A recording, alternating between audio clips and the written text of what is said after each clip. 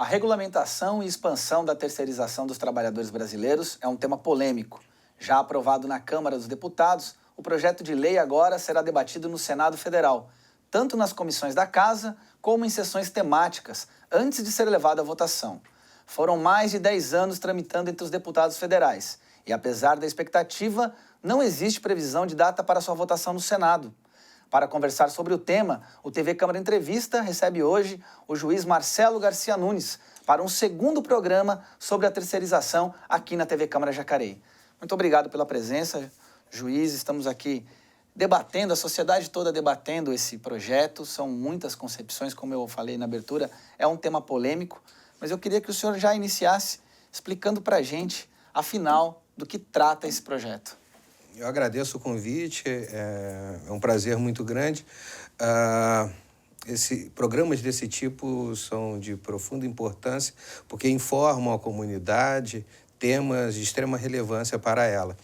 A terceirização ela está aí em debate, em discussão, e nós temos mesmo que meditar, dialogar, conversar, informar, porque me parece, na minha visão, que essa legislação ela trará profundos danos aos trabalhadores e será um marco negativo histórico nas relações de trabalho no Brasil, sem sombra de dúvida. Nós tivemos esse projeto, como eu falei, ele tramitou muito tempo, né, no Congresso, e a impressão que, para os críticos do projeto, é que ele acabou sendo aprovado como um arremedo de ideias e que no fundo vai precarizar as relações de trabalho no país. Por outro lado, os defensores dizem que existe uma situação de trabalhadores que estão como terceirizados e que esses trabalhadores não contam com nenhum tipo de amparo e que é necessária a regulamentação. Como nós nos equilibramos entre essas duas vertentes? Não, eu não acho equivocada a ideia de se regulamentar a terceirização. Não é? Como havia uma lacuna legal, a súmula 331 do Tribunal Superior do Trabalho veio no sentido de tentar regular essas relações que de fato já existiam.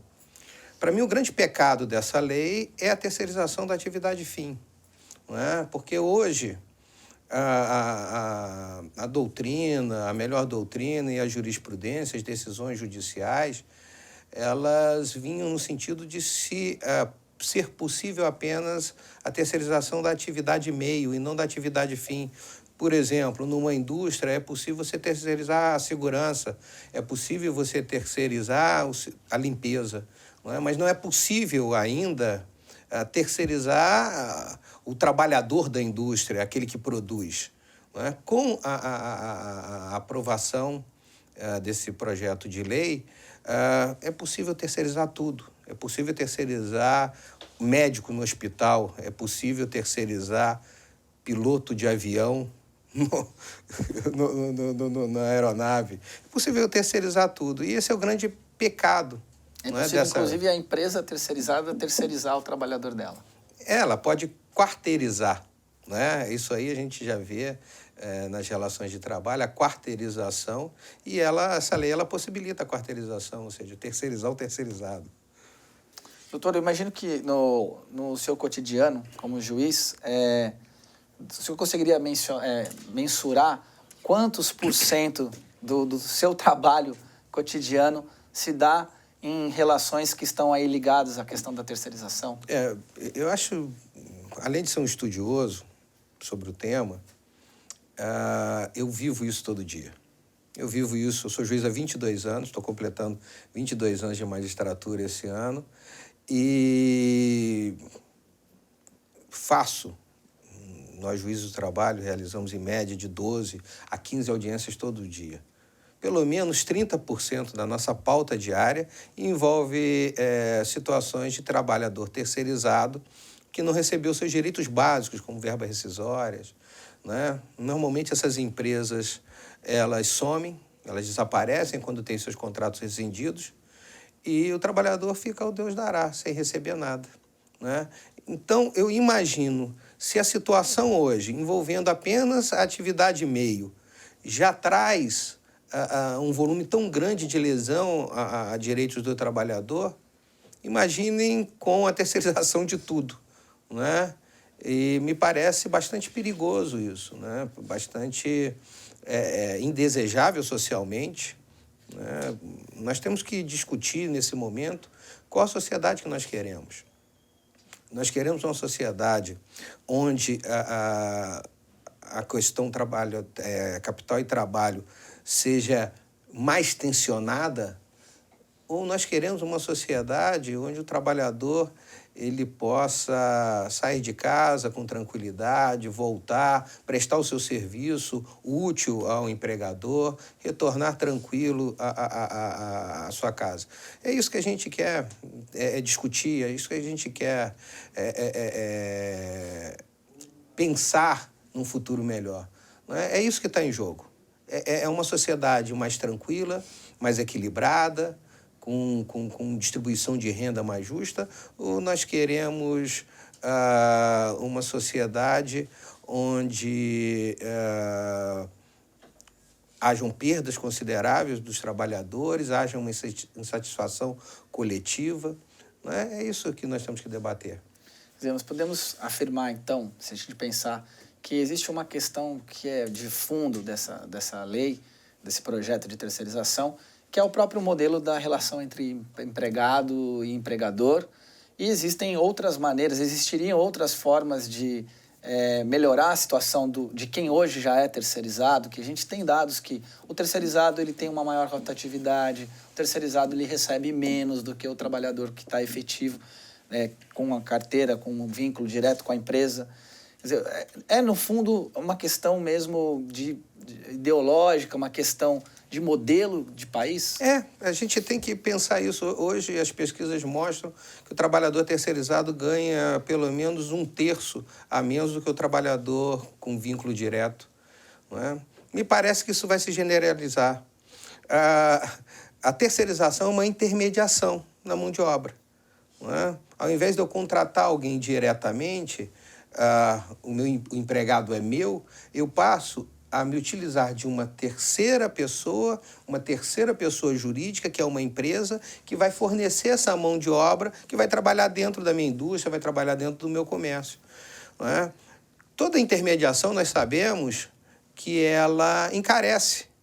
Ela encarece o produto. Se há um intermediário na compra de um açúcar, por exemplo, esse custo dele, esse custo da intermediação, ela é passada para o consumidor. Né? Na relação de trabalho, que infelizmente nesse projeto, ela passa a ser tratada como uma mercadoria. Né? Hoje nós estamos discutindo o preço do trabalhador. Né? Esse projeto traz uma situação nefasta, que é colocar preço nessa mão de obra e a gente tratar isso como mercadoria. Né? Infelizmente, nós estamos voltando a uma visão de séculos atrás, né? Que já foi repensada, rediscutida, e nós estamos tendo um atraso secular, voltando a discutir não a importância da colaboração na construção de uma sociedade justa, pluralista, desse trabalhador, mas a gente está voltando a discutir quanto que custa, e eu quero que essa mercadoria seja mais barata. Essa mercadoria é a vida de uma pessoa, é a vida de uma família, né? É o equilíbrio de uma sociedade. Né? Então, não tenho dúvidas, eu não tenho dúvidas de que a aprovação desse projeto com a terceirização de atividade fim vai precarizar profundamente, a mão de obra ela vai ser reduzida, vai existir a extinção de postos de trabalhos diretos para a contratação de terceirizadas com mão de obra mais barata. Não é? Então, eu não tenho dúvida. A minha experiência, o meu dia a dia, fazer isso há 22 anos, me traz essa vivência, que essa lei vai ser usada para fraudar direitos dos trabalhadores, como outras que vieram. Né? A regulamentação da cooperativa de trabalho no Brasil, que é uma ideia ótima, essa legislação foi usada, ao invés de beneficiar as relações de trabalho, para fraudar direitos do trabalhador. Essa aí é mais uma. Doutor, como que o senhor faria um contraponto àqueles que dizem que, mas em vários países do mundo, países mais desenvolvidos, economicamente, ou inclusive até socialmente, citam inclusive a Europa, modelos muito parecidos com o que propõe esse projeto da terceirização já existem, são implementados e que isso seria, na verdade, um atraso o país não aderir a esse modelo. Qual o contraponto o senhor faria a essas ideias? É simples, é só ver, fizeram o mesmo no México. Aqueles que dizem acerca do direito comparado, no México aconteceu a mesma coisa e o resultado está sendo a precarização. Então, nós temos que discutir realmente essa situação. Vai trazer benefícios, vai trazer empregabilidade, vai trazer melhoria social ou não? Eu acredito que não. Eu acredito piamente que não. Eu tenho dito que as relações de consumo buscam a fidelização. Cada vez mais, nas relações de consumo, você adquire produtos daquela empresa e ganha pontos, milhas e tal. As relações de trabalho estão indo na contramão. Elas não querem a fidelização do trabalho. Eu não quero mais ter uma relação direta com o meu subordinado. Eu quero que a relação dele seja com outro. Eu quero só a produtividade. E isso, para mim, claramente vai na contramão da evolução da humanidade. Nós precisamos de criar situações de dignidade no trabalho. Nós precisamos buscar situações onde haja segurança econômica e segurança jurídica, tanto para o trabalhador quanto para o empregador. Eu sei que o meu amigo Ricardo, do CIESP daqui de Jacareí, querido amigo, esteve aqui debatendo favorável. Ele é um grande empresário, uma pessoa muito correta, uma pessoa muito justa. Mas me parece que essa lei ela está iludindo, inclusive, os empresários. Inclusive os empresários. Eu acho que há muita desinformação, muita desinformação. Hoje, o que nós temos na relação de trabalho terceirizado de atividade meio? A empresa terceirizada tem o contrato rescindido. Normalmente, na maior parte das vezes, essa empresa não paga os direitos básicos dos trabalhadores, como as verbas rescisórias, e aí é chamado o contratante para pagar isso como responsável subsidiário. Eu não tenho dúvida, e a lei ela é mais grave ainda para o empresário, ela diz em responsabilidade solidária. Eu não tenho dúvida que isso vai continuar acontecendo na atividade fim, na atividade meio, e ele vai ter que pagar, ele vai ser chamado, ele vai pagar o contrato dele, o custo, o preço por contratar essa empresa que terceiriza a mão de obra, e, ao final, numa rescisão contratual, ele vai ser chamado judicialmente e vai responder por isso em dobro. Então, eu chamo a atenção também dos empresários que estão, no primeiro momento, comprando essa ideia de que isso vai tornar a produção dele menos custosa, mas espero estar enganado, mas eu acredito piamente de que ele vai pagar 2 vezes por essa mão de obra. Se, por um acaso, essa relação fosse direta, relações mais duradouras, onde você investe naquela mão de obra e você tem um retorno, onde esse trabalhador se sente seguro, a produtividade certamente iria aumentar. Há uma ilusão nessa lei quando pensam que a produtividade vai ser maior. Não vai. Não vai. Eu sou torcedor do Flamengo.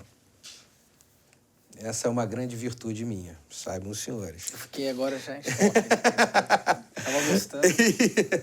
E é normal no futebol, é comum, se tem um jogador que ganha muito mais do que os outros, os que ganham menos não correm por ele. Normalmente esse desequilíbrio não dá certo. Isso vai passar a acontecer dentro das indústrias, no comércio. Nós vamos ter 2 categorias de trabalhadores convivendo conjuntamente. um que ganha muito mais e um que ganha muito menos. Não sei se esse que ganha muito menos vai ter produtividade superior ao que ganha mais. Eu acho muito difícil que isso aconteça. Isso é da natureza humana, não é? Então, essa diferenciação dentro do mesmo ambiente de trabalho me parece um caldo de cultura perigoso, inclusive, para as estabilidades das relações, não é? E é isso que a lei proporciona, que esse projeto de lei proporciona. Muito bem. Estou recebendo aqui o juiz Marcelo, está falando com a gente, juiz do trabalho, sobre a questão do projeto de terceirização. Vamos para um breve intervalo. TV Câmara Entrevista volta em instantes.